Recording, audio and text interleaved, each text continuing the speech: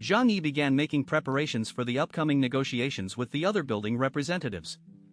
He instructed Uncle Yu to lead a team to maintain order during the negotiations, which would include searching the representatives and making them drop their weapons.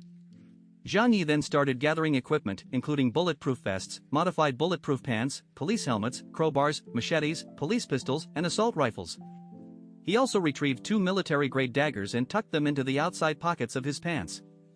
In addition to these, Zhang Yi carried 6 magazines and 2 assault rifles, which he had retrieved from his spatial storage. He even considered using grenades, which he had learned how to use online, to quickly eliminate a large group of people if needed.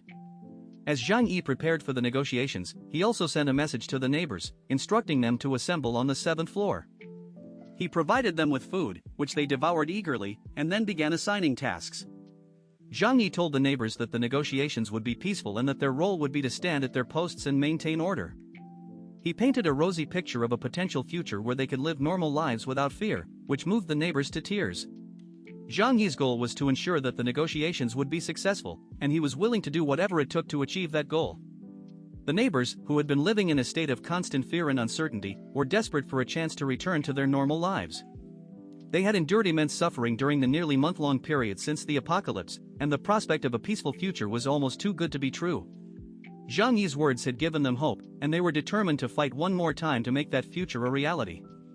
As they stood at their posts, ready to face whatever challenges lay ahead, they couldn't help but wonder if Zhang Yi's promise of a bright future was truly possible. With their newfound hope and determination, they were ready to face the negotiations and whatever outcome they might bring. Zhang Yi's preparations and the neighbors' determination had set the stage for a potentially pivotal moment in their struggle to survive. The negotiations could be a turning point, either leading to a more peaceful future or escalating the conflict. As the representatives from the other buildings arrived, Zhang Yi and the neighbors were ready to face whatever lay ahead, armed with their equipment, their determination, and their hope for a better future. The outcome of the negotiations was far from certain, but one thing was clear: the fate of the survivors hung in the balance, and the events of the day would have a profound impact on their lives. Zhang Yi successfully manipulated his neighbors by leveraging their psychological dependence to instill a false sense of hope and gratitude, promising a return to normal life to boost their morale and willingness to fight.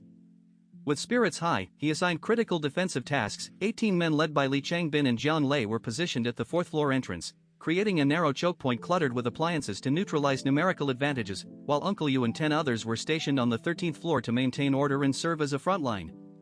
Zhang Yi calculated that even against 29 attackers, he could eliminate them in the open space while his men bought him time to retreat. As the agreed time of 2:30 approached, the situation escalated rapidly. By 2 o'clock, swarms of survivors from the other 29 buildings emerged, filling the central complex with hundreds of figures against the white snow.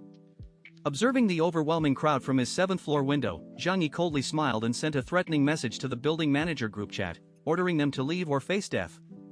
He retrieved a sniper rifle from his spatial storage, shielding it with a table, and ordered Uncle Yu to engage the crowd with sniper support. Meanwhile, at the ground level, Zhang Yi and his companions halted 5 meters from Building 25, confronted by a suffocating sea of humanity that blocked the entrance and dimmed the light on the 4th floor. Li Changbin and Jiang Zhe felt dread, realizing their defensive position would offer only fleeting resistance if the mob rushed them. Panic spread among the neighbors, who questioned the visitors' aggression and feared annihilation. Uncle Yu descended the stairs with a crowbar, calming the frightened residents by explaining that the mob's target was Zhang Yi, not them. From the throng, 5 leaders emerged: Huang Tianfang, Wang Chang, Li Jian, Chen Yuling, and Zhang Yunian.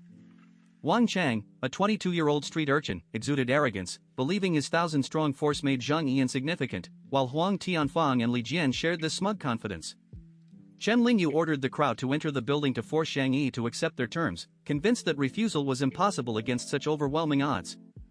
The 5 coalition leaders, representing the 29 surrounding buildings, stood before the entrance of Building 25, demanding to speak with Zhang Yi. Uncle Yu, armed with a crowbar and channeling his military discipline, confronted them with cold authority. He relayed Zhang Yi's strict condition: only the 5 leaders could enter, and they had to surrender their weapons for safety.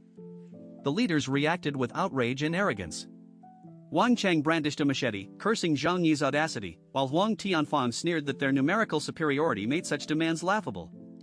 Chen Lingyu questioned the insult of a body search, and Li Jian tried to maintain a polite facade while hiding his fear. Uncle Yu, having received real-time instructions from Zhang Yi via phone, remained unmoved by their threats, knowing the true power waiting above them. Zhang Yi, positioned on the 13th floor, watched the scene unfold through his window. He decided that words were insufficient to break their arrogance. Retrieving a grenade from his spatial storage, he pulled the pin and hurled it into the dense crowd of hundreds gathered outside. The mob, mostly ordinary survivors dragged along for numbers, had been chatting happily, dreaming of free supplies. Suddenly, a whooshing sound drew their eyes upward. Before they could react, the grenade struck the ground with a deafening boom. A burst of flame and shrapnel tore through the air, instantly killing 7 or 8 people and maiming over 10 others. Blood and limbs flew amidst the snow, triggering a chorus of terrified screams. The sheer violence of the explosion shattered the illusion of their safety, turning the hopeful crowd into a panicked mass of fleeing bodies.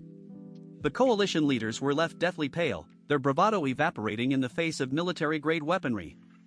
They realized with horror that Zhang Yi possessed not just sniper rifles, but explosives, making their melee weapons useless. Uncle Yu, still on the phone with Zhang Yi, mocked their fear, asking if they still had objections. Wang Chang and the others, trembling and sweating, could only stammer that they came to negotiate. Zhang Yi's voice came through the phone, cold and dismissive, stating he had simply cleared the way. He gave them a 5-minute deadline to reach the 13th floor, warning that failure would mean war. Terrified, the leaders rushed to comply.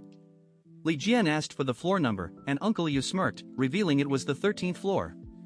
Realizing the physical toll of climbing 9 flights of stairs while exhausted, the 5 leaders left their weapons behind and scrambled up the stairs, their aggression replaced by sheer dread.